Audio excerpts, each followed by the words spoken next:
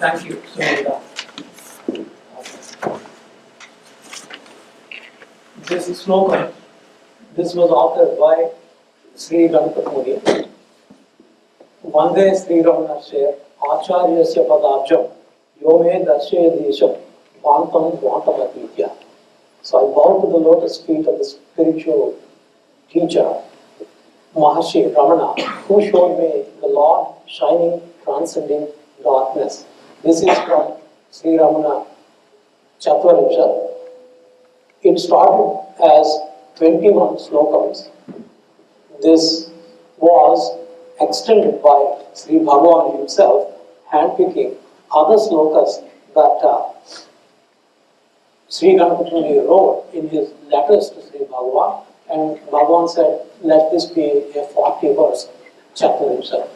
So they had a very close relationship that it is difficult to fathom for a person like me who's very removed from that time. I haven't seen either of them. I'm very thankful to have known about Bhagavan and about Sri Muni, of course. I did prepare several slides, but I'll share this with you like a story rather than strictly going through the slides themselves. Yeah. So this we are seeing here is a notation service, K notation. Very moving biography is his. I have discovered these milestones within Bhagavan's lore about Vasudeva Shastri, notations, Ramana Peri Puranam, and so on, as I was searching for information about Sri Muni.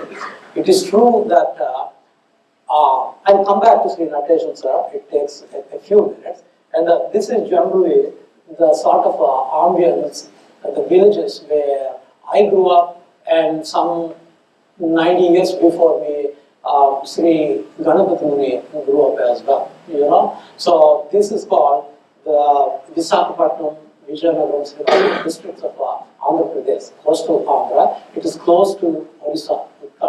So that could be a home. That my grandfather's home looked like that in a village that's not very far from Kalavarai, where Sri Ganapati Muni grew up.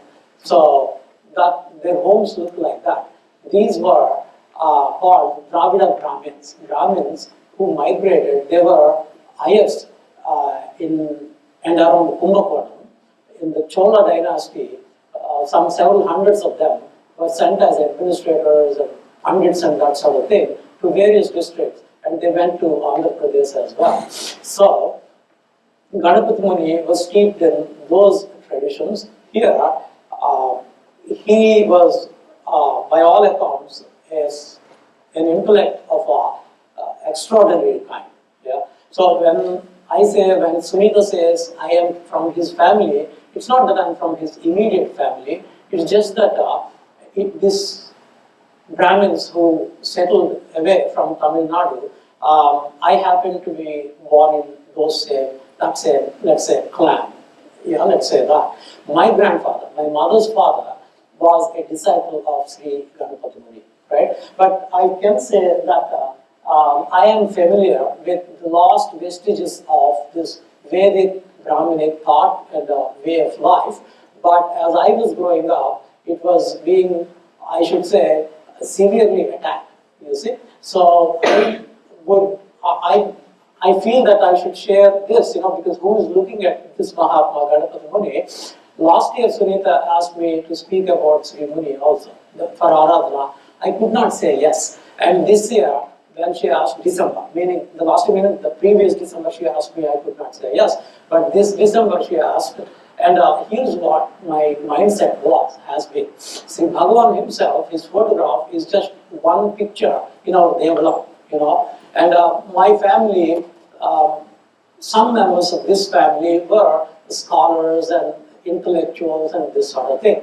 My mother is a linguist, and she served in a Roman Catholic missionary school. Now, Roman Catholic missionary schools in the same district, that lake that you're seeing, that mountain, that is, I would grow up looking at that mountain quite a bit. And the lady that I'm showing there Sri Ganapati Muni cared quite a bit, and he agonized about a few things. One is his tapasya, his penance, right? How am I going to use this Vedic tapas, which my ancestors taught me? This is my familiar tradition, and how do I attain God, enlightenment? This was his burning desire right from childhood. It's for the history books. We can get into some of that. Children are going to perform later also. That is one. The other, women are getting a raw deal around me, right? And they're oppressed. And this was obvious to him. This was the case for me also. There were Brahmin widows as I was growing up. And this Vedic religion or Advaita, Adhyatma, Ramana, Kirtanas and so on, they're relegated to, in general, it's a tacit rule, right? To widows, people who don't have money, people who don't have much education or social power and that sort of thing. Those are the ones who pursue Bhagavan. The others would use scholarship, even Bhagavad Pada's works, Shankara's philosophy, and the orthodoxy for their own aggrandizement. Broadly, I think that's a fair assessment, at least what I have seen, you see. So, Ganapati Muni was quite disturbed by the plight of women and untouchables, who are called outcasts, which clearly is a scourge of Indian society. So these things bothered him, and he said, I'm going to use, and then the last thing is freedom for his country, for his motherland. So here he says, oh mother, I take refuge at thy feet so that my country may prosper. This country long beaten, shattered and weeping. May the enemies of Dharma perish, may friends of our land prosper. This would gladden my heart, O divine mother, I take refuge at thy feet. This is coming from Sri Vidya Upasana. My mother is an adherent of that. There is another trait in these families, some of them, it's called hypergraphia, compulsive writing. Secular science, psychology, philosophy, cognitive science, they pursue that. So there is a Harvard professor, she published a book on this. She was a kind of victim of this. And Freud himself said, this is a neurological condition, writing, Ganapati Muni, if you look through other scholars who wrote about Ganapati Muni, Shankar Narayanan, for example, and Natesham sir, himself, I'll get into that now. They observed that Sri Muni was a compulsive writer, but a divinely inspired poet, that should be said, and no trace of personal ambition, not for his own aggrandizement or whatever. So he was intensely doing penance crores of times, Panchakshari, by the time he discovered Sri Bhagavan. And that all accounts say, and this is true, that it is so wonderful for us that these two Mahans would meet, right? As Shankarnarayan says, if Sri Ganapati Muni did not meet Bhagavan, then Bhagavan did not have it in him to say anything. In fact, Brahmana Swami, he was Muni on Arunachala, and we'll come to that, how that happened, how he went there. So Natesham sir, luckily Dennis, see this is like candle lighting another candle, all these assets and books and videos and so on are available,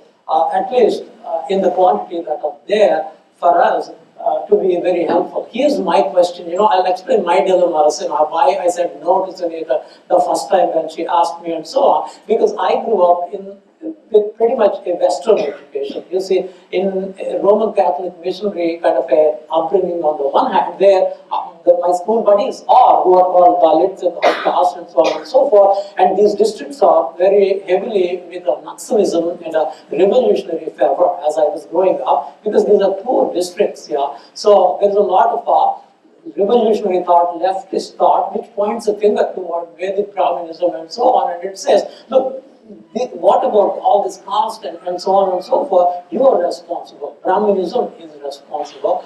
And I didn't quite believe that, but there is this other thing. My grandfather and the scholars around and so on, there is something elevating about them on the one hand, but then also the other thing too. So everybody is carrying this monkey on our backs, right? Ego. And in fact, Ganapati Muni himself repeatedly language, he sinks to the depths of how much you can beg and cajole and plead your master to Bhagavan. I've achieved all this, but the one thing, the scourge of my ego, I have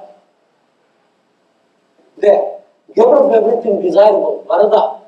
Though I may be having 1,000 desires, they're all set at rest within the cave of the heart, scorched by the effulgence of your benevolent look. You know, Bhagavan had that vibhuti, that power.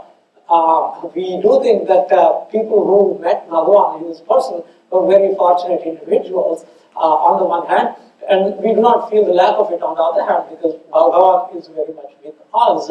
But our greatest fascination is Sri Bhagavan's feet. So my question is, how will Ganapati Muni, okay, he is in the family and my grandfather's guru and all that, how would that help me abide at Sri Bhagavan's feet better? This is the question. That was his question too, you see. So I've done all this, I went all places and highest honors from that time, Navadvipa, Oxford of Indian Sanskrit culture. They gave him the highest honor, Kavyakanta, right, when he was not even barely 20 years old. So, all that I got, only one of them sprouts forth, raising its head even now. May my impure ego perish. You know, this is all of our prayer to Bhagavan, right? In his letters, the depth of his surrender and sense of a longing and desperation, you could repeatedly see Sri Ganapati Muni's letters to Sri Bhagavan. Yeah. So the point is, my Lord, grant me the fulfillment of this aspiration. This one, S. Sankarnarayanan says it like this. He was 25 when he met Bhagavan, and Bhagavan was 24. Bhagavan was nondescript sadhu among many sadhus there must have been on the hill, Muni. You know, this Mahatma, Ganapati Muni, steeped in heights of penance and all shastras, mastered all that. He had 200 stalwarts like Apal Sastri who were his disciples. In that state, he goes to Muni, to Sri Bhagavan, and he falls on his feet and he begs like that. I don't think I know the true import of tapas. How should I do this? Tell me. We'll get to that. So that is true humility. This is what S. Sankarnarayanan says.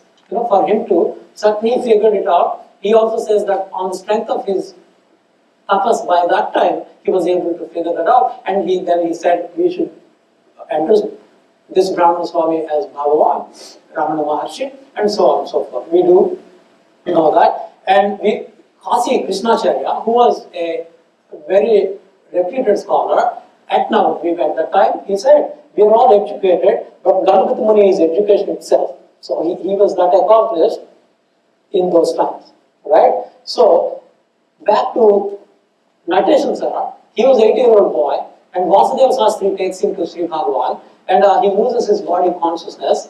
He's captivated, of course. That's one kind of fascination. And then P.K. Sundarasakya takes him to Sri Ganapati Muni. Ganapati Muni, he says, it's a different kind of captivation. You know, say there is I do not have it here, but it is there in Bhagavan's lore. It is on the website. There is a boy, Arunachalam Ayya, his name was, and he observed both Bhagavan and Ganapati Muni on the hill, and he wrote a poem in I think it was Sanskrit. No, English is what the boy wrote the poem in. You know, and he says Bhagavan is like hot, you know, cool and not saying much, but his grace is abundantly clear. And Ganapati Muni is like the brain. You know, he's all about intellect. This is the boy's observation. Tells you something. Bhagavan liked that so much that he takes it and he translates that boy's poetry into, I don't recall, either Tamil or English, you know, or Sanskrit. I don't recall. It's there. Yeah. So this was sort of compare and contrast kind of a thing. And I think Vishwanatha Swami, I think he's the one who said that Ganapati Muni is only second to Sri Bhagavan, none else. You know, that is that one dosham, the dosham of ego. You know, but that is all of our struggle, right? Bhagavan repeatedly made it clear, right? And that's why Bhagavan's injunction repeatedly is that forget everything and investigate this one question. To great scholar like Ganapati Muni, that's his instruction, and to lay people, people of all walks of life, that is his single insistent instruction. You know, but Ganapati Muni had these other purpose. Well, I have to stop myself and complete the story of Nateshan Sir itself, right? 96 years, I think he lived to. And luckily we have the interviews by Dennis, thanks to him, that captured in what should I say, he internalized it, he lived with it. Sundarasaya takes him to Ganapati Muni, and he was captivated, like looking at Jesus, the aquiline eyes and bright, shiny eyes, aquiline nose, and his stature and everything else is really impressed by him. And he fell on the feet of Sri Ganapati Muni. And Ganapati Muni helped him stand up, and he says, Jate Chiranjiva, meaning, darling, live long. Right? So he had the fortune of observing Ganapati Muni, and then he goes at length into the biography, and is moved by the example of Ganapati Muni. This is the thing. My point also is that books are there, and all the content is there, hundreds of books and so on.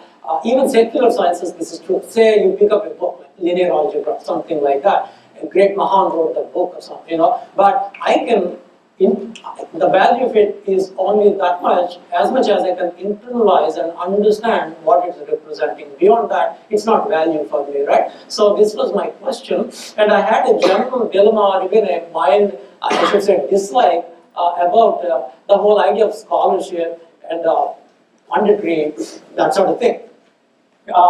Because I did see, the doshas of punditry, let's say, pride and arrogance and all of that. I was raised in this atmosphere too, you see. So this was back of my mind when Sunita asked me the first time, and also at the time I was going through this hypergraphia, So I would be writing a few years before that poetry, and in Telugu mainly, that's my language, and then short story and this sort of thing, and there is a huge recognition associated with that for people who have some kind of a talent with that, but back of my mind, I realized that what's the big idea, what's the big deal?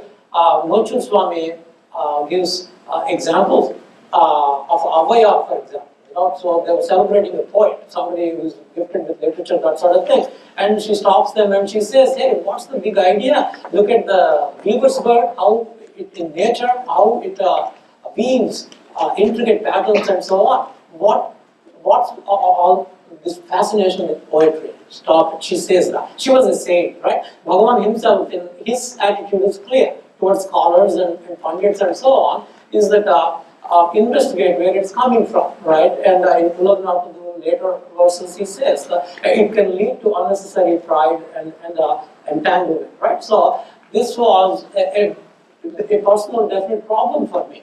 It was not even my job or anything like that. So I was praying Bhagavan. My mom, her name is Kanaka Mahalakshmi, Visakhapatnam's lady goddess. She named me Kanaka Prasad, So I didn't know how to get rid of this thing. I did not want it, but I was writing. So I would take off everything that you write and put it in Kanaka Mahalakshmi's hundi and just beg her that I don't want this, and just help me get rid of this thing. And I know that it's not necessarily a good thing. Then it all left, but what happened was I was composing songs about Bhagavan and his philosophy, Carnatic music, many kritis like that. But the problem with that is that you have to go to individual vidwans and ask them, request them, hey, will you sing this song?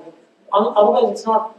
If you have children and so on, if they have some kind of a talent with writing or anything like that, it can be problematic for them. Freud says this. How do they deal with it in this culture and so forth? Let's not get too much into that. But Bhagavan, if there must be one obsession. Let you feed me my obsession and all the songs and everything.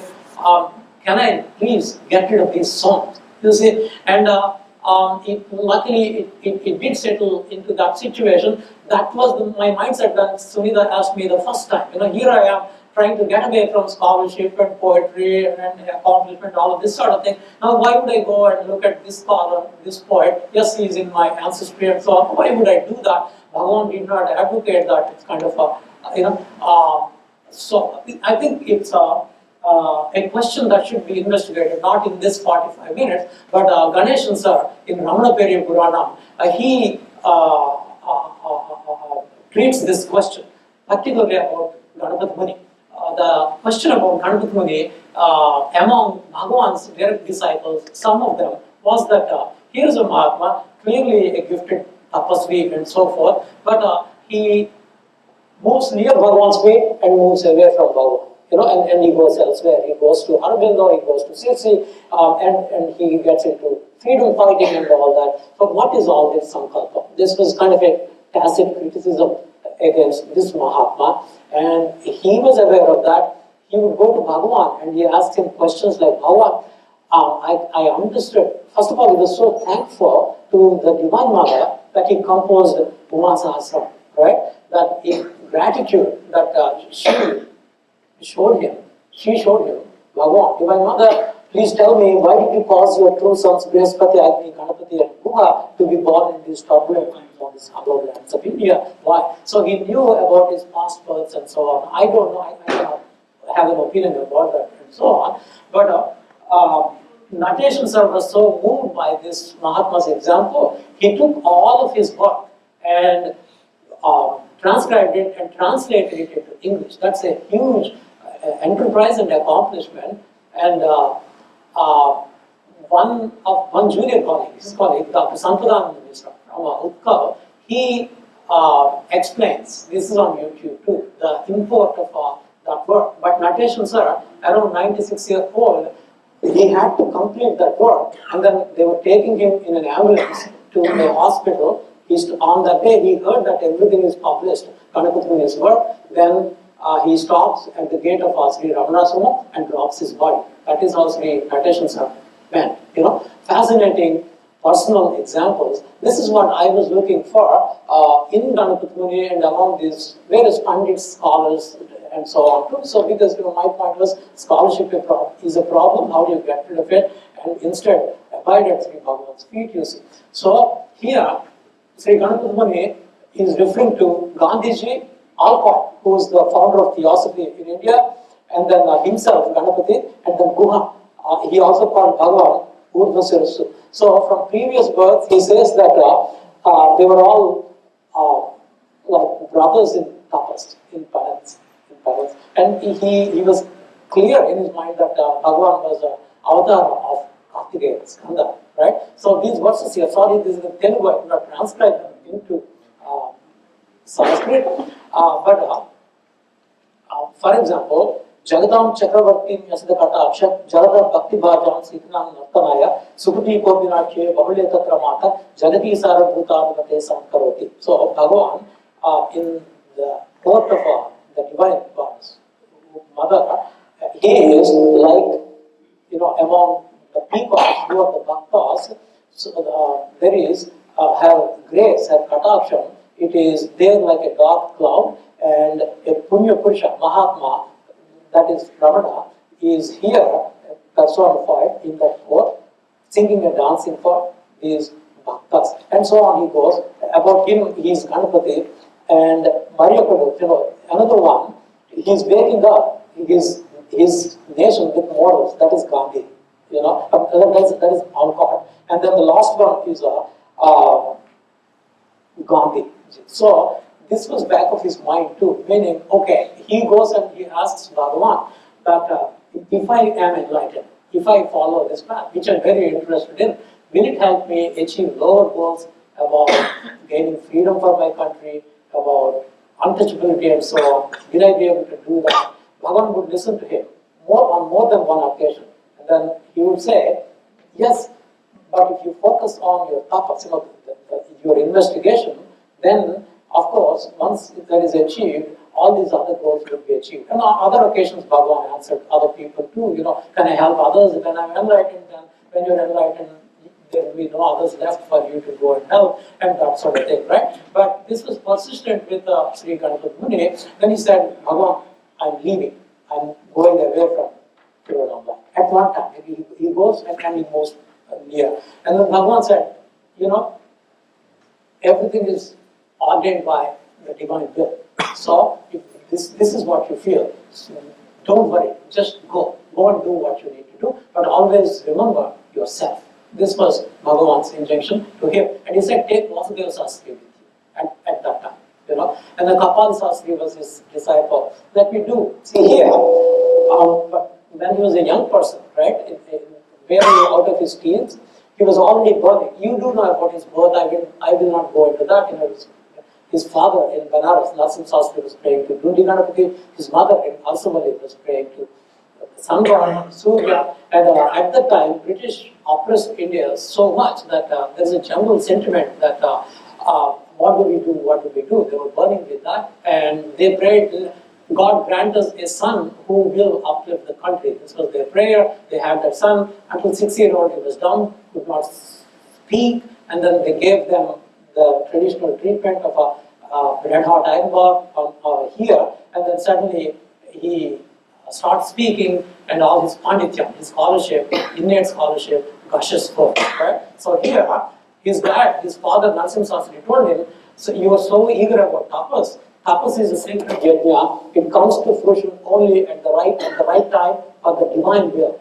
One cannot will it by force, so please relax. And then he gives him Srividya Upadesha. You do this, and then at the right time, that mother will show you the way. Yeah. So this is one of his sishyas, Kapal Sastri. There were others too, and they had a strong connection and a presence in Sri Aurobindo's institution and the teaching also. So Kapal Sastri narrates his experience of going to Sri Bhagavan. He says, I went to Bhagavan, I was captivated, but I figured out that the teaching of Bhagavan without any intermediate step, just burning and negating everything straight to the truth, it is not palatable to a person like me. This is the statement he made, but he tries to, Bhagavan gives him, Kapal Sastri, a Sanskrit text, and he says, take a look at this. And he tries to compose slokas, and at one point he gets stuck. And then he tells that to Bhagavan. Bhagavan is not moving forward anymore. Then Bhagavan says, oh, I see, and Bhagavan sinks into his tapas, or rather, I don't know the word for it, so samadhi would not be the right word for it. Bhagavan sinks into silence, and then Kapal Sastri, inexplicably, that last sloka gushes forth from out of his heart and his mouth without his doing anything. The same thing is the experience with Sri Ganapati Muni, Uma Sahasram also. The last 250 verses or so, he had this difficulty on his right hand. He had a boil. A doctor from Chennai had to come and do a little operation on it. Anyway, that it could not go, and he could complete it within those 20 days. So on that last day, he sits down with Bhagavan and multiple scribes. He dictates everything extempore, and when everything is done, Bhagavan emerges out of his silence and he says, did you guys take note of everything that I said?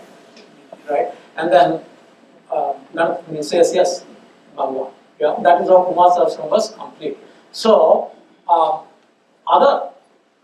and here in Navadvip, Kavyakanta on, right, at the time, this was a very high accomplishment. He also suffered through the jealousies of his fellow scholars and pandits and that sort of thing. In Pandit Sabhas, there was intrigue, and they would try to actively insult him. All of that is recorded in his larger biography. So he understood that scholarship and pursuits like that are not very desirable ends in themselves, but he was compulsively a poet. Yes, and at one place, I'm sorry. You tell me.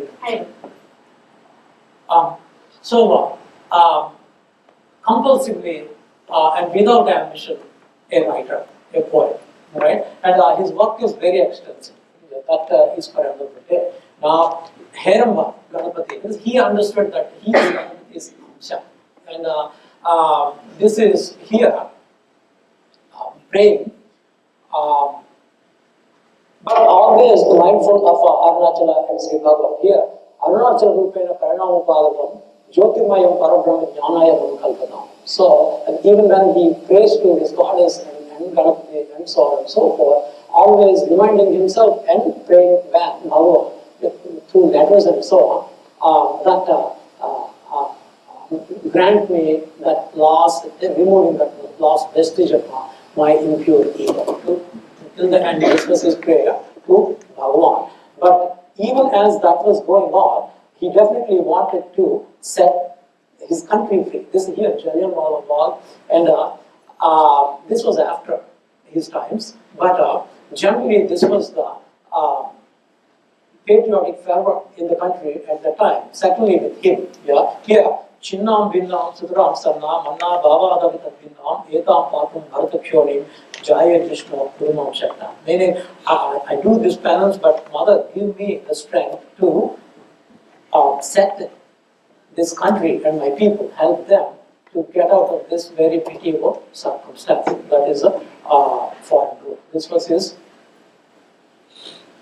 prayer. Yeah. So, for those reasons, he went and he collaborated with Gandhiji, National Congress, and so on. He advocated, let's make Sanskrit as the national language, not Hindi. And then Gandhiji tells him that, Shastriji, you're not a politician, you're a Shastriya, leave it to us, decisions like that, the politicians.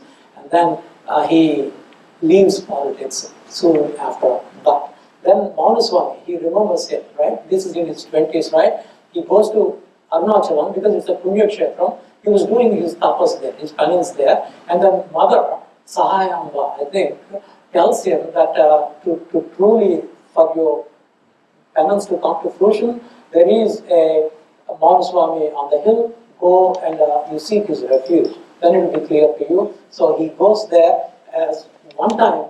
This was like the third time he meets the Bhagavan. But one of these times, one associate with Bhagavan, he asks him that Suklam Bhagavan Vishnu, the sloka, can you do an anvaya, meaning give an attribution of that sloka, not to Vishnu, but explain that in terms of Bhagavan. Then here is that sloka, Suklam Bhagavan means wearing a white loincloth, Vishnu means you're everywhere, Seshivarna means you're cool and graceful like the moon, and Chaturbhujam means, see, very clever for a poet.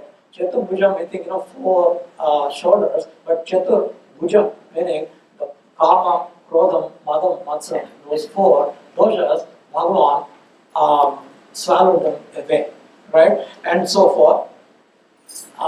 And may he, Sarva Vibhnava Santiya, means may he resolve this nivritti, right?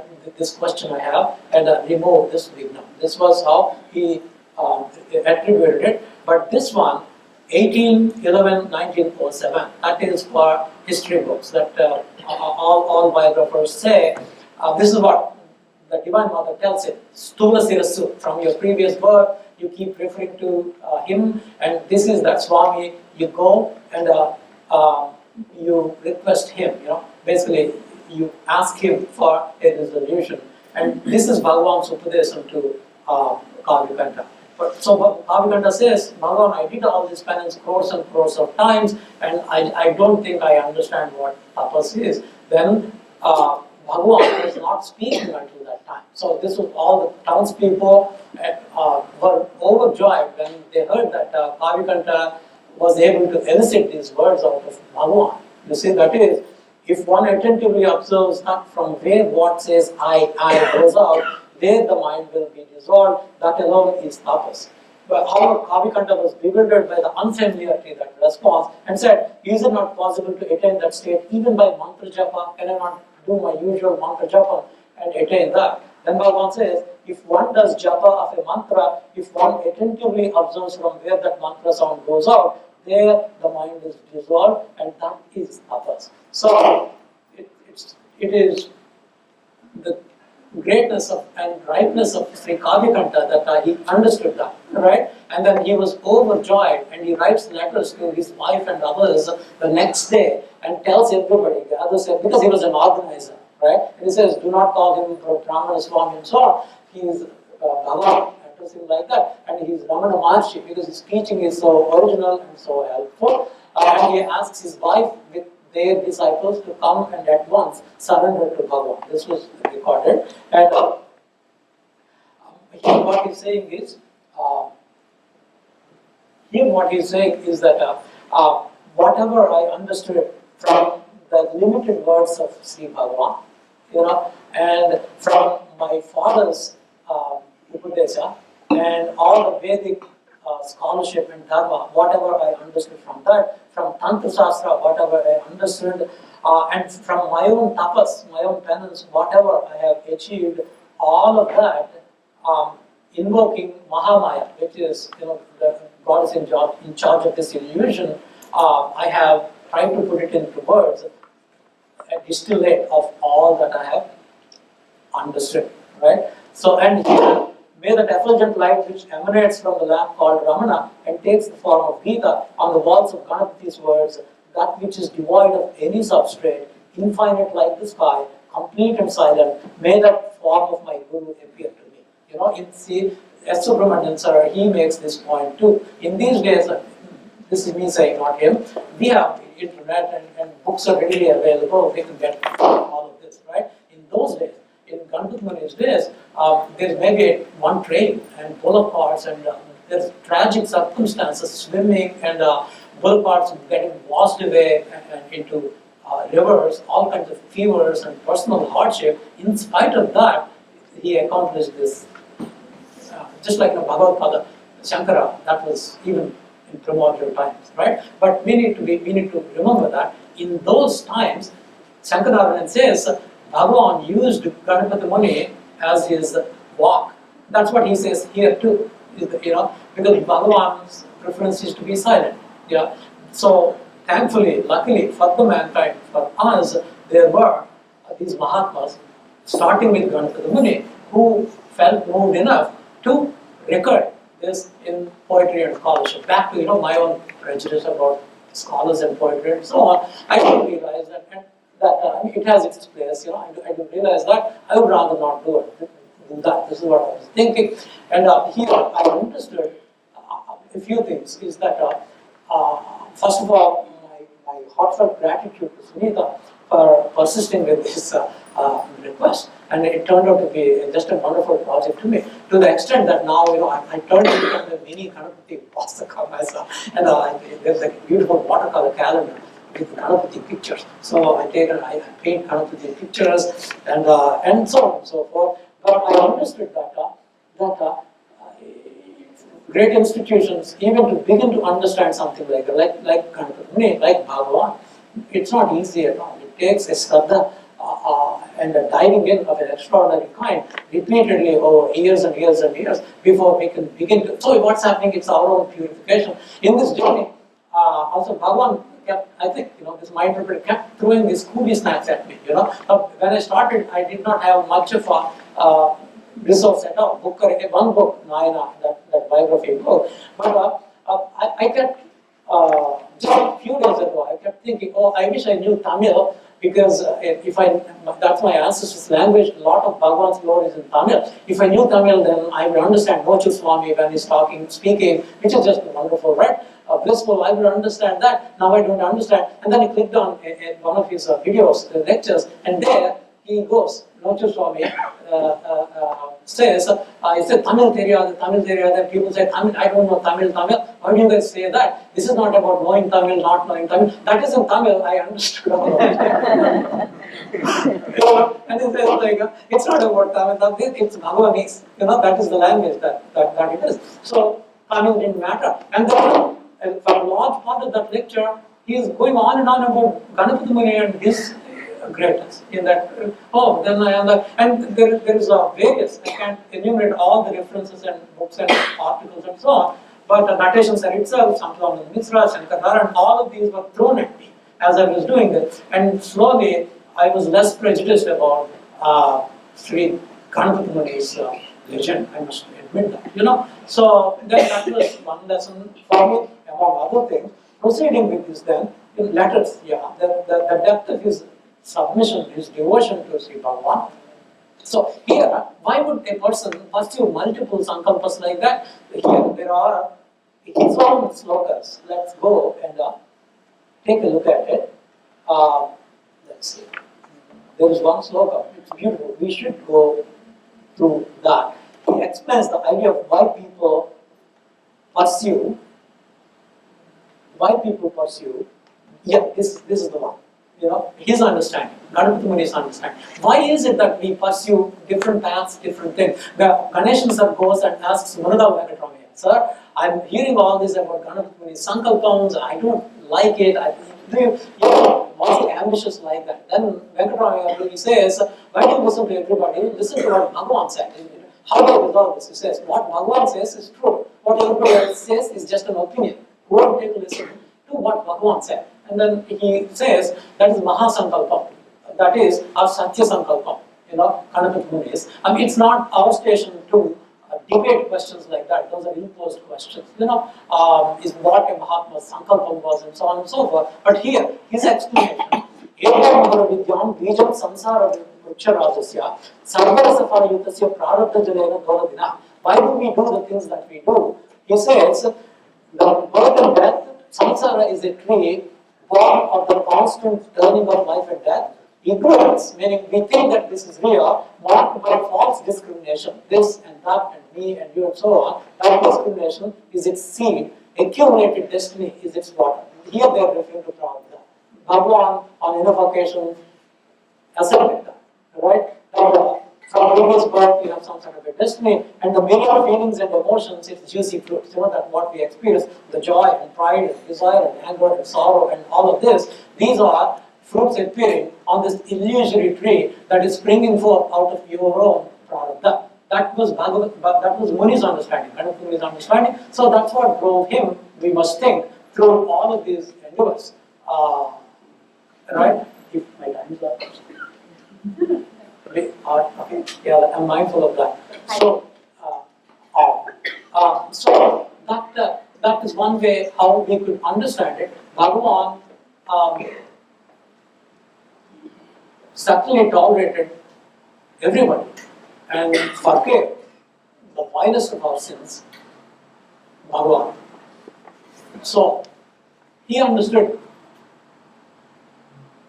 Sri Ganapati Muni, right? And notations that goes into that, Bhagavan, anything that Sri Ganapati Muni would write on various occasions, this Chaparinchati is one example, but there are others too. He would carefully right away, notations that says, and I took this to Bhagavan, then this is Ganapati Nayana's word, give it to me, and then he would transcribe that into Malayalam, Bhagavan, in his notebook himself. So consistently he showed that kind of importance about Sri Ganapati Muni's words and his words and his being also. Yeah. So proceeding with this here, he goes around second attempt tapas, Ganapati Muni, and goes through the whole length and breadth of India. Then he goes to, he wins his honor.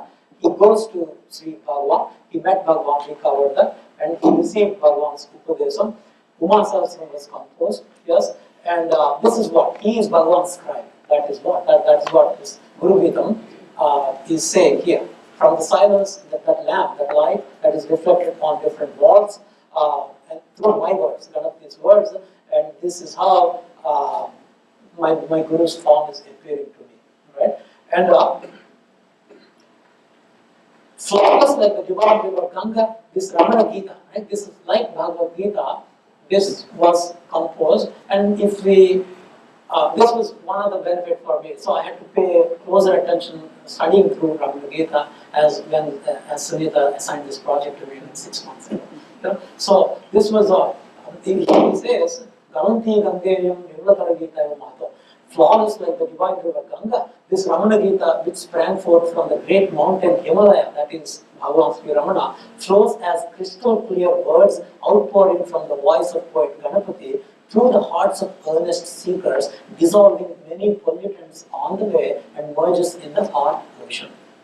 This back to my question, what is Sri Ganapati Muni's work? How is it valuable to me, to you? Shall we say all the 11 volumes you read, you study them, they're valuable to you? No, they cannot be. So what is it? Is it his example? Some verse? Is it just the Chaturvrinshad? What is it? So what I would say is that invoke again when Ganeshan sir talks to Venkatamaiga Munavala, he quotes an Upanishadic sloka. Its meaning is like this: what is the path of a bird? There is no set path to a bird. Whatever path the bird takes in the sky, that is the path of a bird. What is the path for a fish? There is no set path for a fish. Whichever way the fish swims in the ocean, that is the path for the fish. This is what the Upanishadic poem says. Yeah. So Bhagavan said that. Bhagavan also said that. Bhagavan said that. Bhagavan, what should I do? This is my problem. Then Bhagavan laughed and said, oh, you're saying it's like your problem, that's everybody's problem. What should I do? Bhagavan said, whatever is helpful to you, that's what you should do. How do you know what is helpful? To the extent that your unwanted thoughts, unwanted behaviors and propensities and so on are contained, that is how you know what is helpful to you. Then Bhagavan, he says, what's the other one? What is preventing me? What is preventing me from staying there, abiding at your feet, Bhagavan? He says, it's your vagrant mind and your perverted ways. That's what is preventing you, right? And Bhagavad Pada in Prashnottara Ratnamalika, right? He says this, Kimupadeyam, Guru Vakyam. What should I follow? Your Guru's instruction. Heram Chikim, Akaryam. What should I relinquish? What should I dislike and leave? That is Akaryam. Anything that is not helping you, that is what you should leave. Yeah? So what is it that we can pick, that I can pick from an example like Sri Ganapati? I think I've shared some glimpses, and that is what I would say on that topic. Now, I think I should conclude now. Yes? Or do we have 2-3 minutes, right? Yes, all right. So, Kapal Bheda is, you see, he was steeped in Tantra Shastra and penances of those kinds from the ancestral training, we should say. Natashan Sir details this, Sankarnarayan and others too. This Kapala is skull, Veda is parting of the skull, so he experiences this in Arunachalam, and there is a big sound like that his associates, wife and daughter, everybody heard, and he underwent intense pain. There is a vapor, smoke kind of a thing from here, and that is a mark of the highest, shall we say, enlightenment from a Sri Vidya Upasaka's point of view. So this was recorded in Ganapati's biography by multiple people. And here Vishwanath Swami is narrating the story. I thought I'd stay here.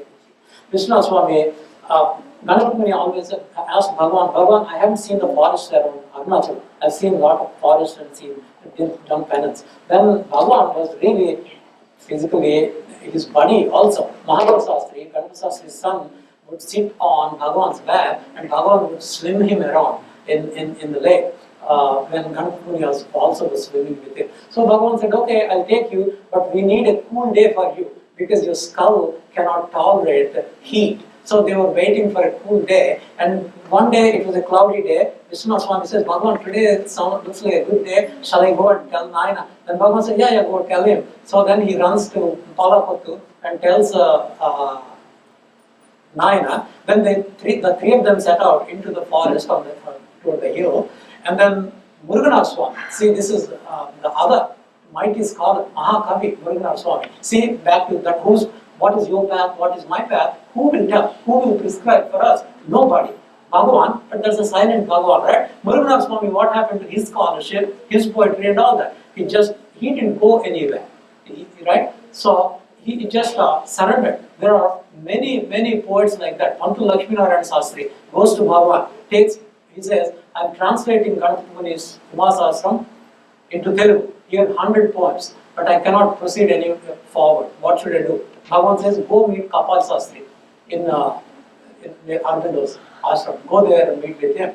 He goes there, he comes, but as a result of that, this poet, this scholar, loses all his interest in such a poetry scholarship. He says, I realize that this is not helpful to me, I'm leaving this. This is what. And there are many others through Bhagavan's law who were helped like that.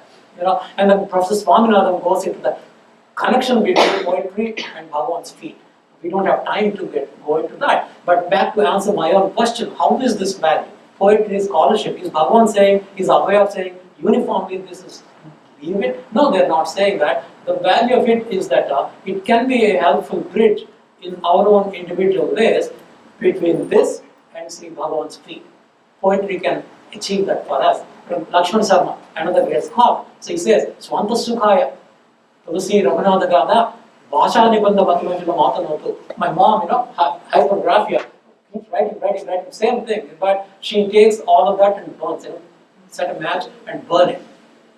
So, who, Lakshman Sarma, was also like that. I think he says the same. For my own peace of mind, I'm doing all my master's works into Sanskrit. He says that. Yeah.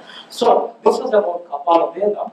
I think we should conclude in the interest of our time. Periyapuranam, Ganeshan Sar's work, I already shared that. And here's our last slide. Vande Sri Ramana Share, Acharyasya Padabjam, Yome Dashya Desham, Vantamati. So thank you very much.